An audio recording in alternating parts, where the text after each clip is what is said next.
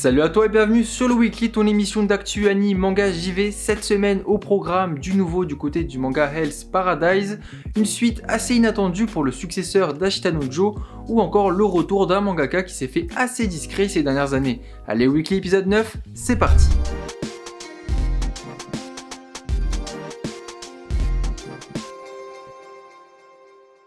En début de semaine, la Shueisha a révélé que le manga Hell's Paradise serait adapté en animé. D'ailleurs, l'auteur Yuji Kaku s'est exprimé à ce sujet et on peut voir qu'il est très enthousiaste, je cite « Une adaptation en animé, cela me rend si heureux mais je n'arrive toujours pas à réaliser et j'ai l'impression d'être dans un rêve.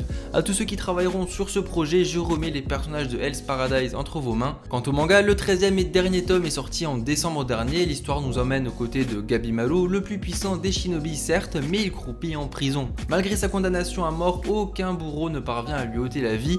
En effet, son initiation au ninjutsu lui permet de résister aux plus atroces des tortures. C'est alors qu'il reçoit la visite d'une singulière exécutrice, Sagili de la famille Yamada Asaemon.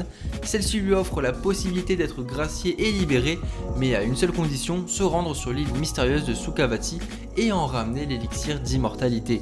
Alors honnêtement, je ne me suis jamais penché sur ce manga, le speech de base est intéressant, les dessins claquent et j'ai fait quelques recherches et vu qu'il a eu une interview croisée avec Kentaro Miura, auteur de Berserk, lis Berserk s'il te plaît, fais-le, c'est important, et ce dernier le félicite pour son manga qui est de qualité. Je pense que je vais me lancer et dévorer cette œuvre qui m'a l'air ma foi fort sympathique. Nous n'avons pas de date, pas d'infos concernant le staff en charge du projet, affaire à suivre. De toute façon, je vous tiens au courant de mes impressions sur Twitter, c'est là-bas que j'aime bien donner mon avis en général et dialoguer avec vous. On enchaîne avec une annonce que personnellement je n'ai vraiment pas vu venir, je ne m'attendais pas du tout à une suite et pourtant elle est là, la saison 2 de Megalobox. Pour ceux qui ne connaissent pas Megalobox, c'est sorti en 2018. Pourquoi en 2018 ? Eh bien parce que c'était les 50 ans de l'emblématique manga Ashita no Joe. Oui, ces Bulls ont carrément produit un animé pour l'occasion et cet hommage était plutôt réussi. Personnellement, j'avais vraiment kiffé l'ambiance de cette série, juste écoute ça.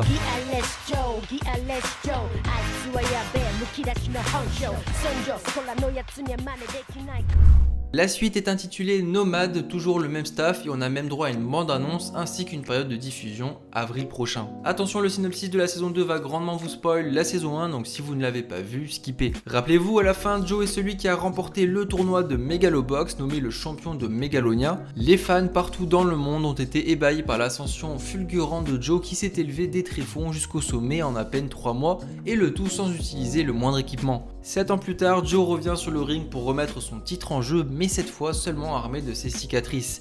Il se fait appeler le Nomade.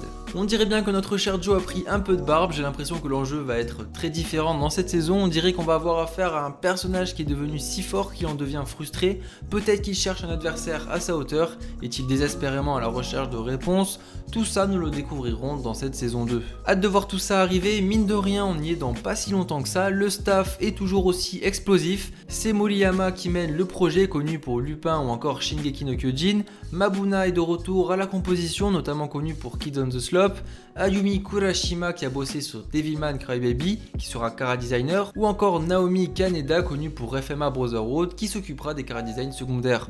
Ouais, on a tout de même du beau monde.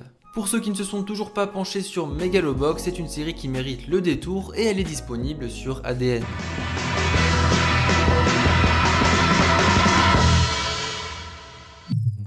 Le célèbre duo Tsugumi Ohba et Takeshi Obata continue d'enrichir l'univers de Death Note puisqu'ils reviennent avec du nouveau. Tandis que les deux auteurs viennent de conclure leur dernière série en date, Platinum End, un recueil d'histoires courtes autour du manga Death Note sortira le mois prochain au Japon. Intitulé Death Note Short Story, ce tome contiendra les différents travaux réalisés par les deux mangaka autour de la série depuis les années 2000. Oui, je vous l'accorde, cela ne nous rajeunit pas. Il y aura également le one-shot paru en février dernier. En France, rien de prévu pour l'instant, mais au vu de la notoriété de Death Note en France, limite plus forte qu'au Japon, je ne doute pas une seule seconde de sa parution chez nous. Un mangaka qui est resté dans l'ombre depuis un certain moment refait son apparition, il s'agit de Seishi Kishimoto. Connu pour Satan 666, Blazer Drive ou encore Sukedachi 9, et pour ceux qui ne le savent pas, Kishimoto n'est pas un hasard puisqu'il s'agit du frère jumeau de Masashi Kishimoto, auteur de Naruto. D'où la patte graphique très Naruto-esque, et oui, ils ont grandi ensemble donc il est assez logique que ces deux-là se soient influencés mutuellement. habituellement. Bref, on parle de ce monsieur car mercredi dernier est sorti un one-shot intitulé Yobigami. Ce one-shot s'appuie sur un manga qui apparaît dans le deuxième épisode du drama Oh My Boss. La réalisation du one-shot revient à Kishimoto sous le pseudonyme de Ukyo Arazome, qui est l'un des personnages de la série incarné par Natsuki Anae, le créateur de Yobigami. Mais ce n'est pas tout, Kishimoto ne fait pas les choses à moitié, il va profiter de cette occasion pour annoncer qu'il sortira un nouveau shonen cette année, intitulé Monster no Isha, qui se déroulera dans l'univers du one-shot Yobigami dont on a parlé tout à l'heure. La seule chose que l'on sait, c'est que ce nouveau manga portera sur les liens entre les garçons et les monstres. Affaire à suivre, je trouve que Seishi Kishimoto est malheureusement toujours resté dans l'ombre de son frère Masashi Kishimoto. En même temps, Naruto est un phénomène et un pilier du manga, donc oui, c'est assez dur de rivaliser. J'espère que sa nouvelle œuvre marquera les mémoires.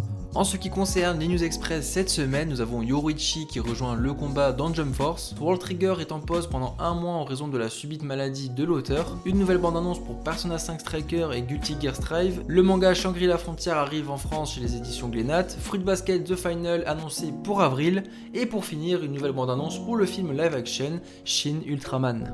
Merci d'avoir suivi cet épisode, n'hésitez pas à me faire part de vos retours dans les commentaires, vous abonner, laisser un petit like et surtout partager la vidéo autour de vous si elle vous a plu, ça aide grandement la chaîne. Quant à moi, je vous dis portez-vous bien et on se retrouve la semaine prochaine pour une nouvelle vidéo. Allez, tchuss!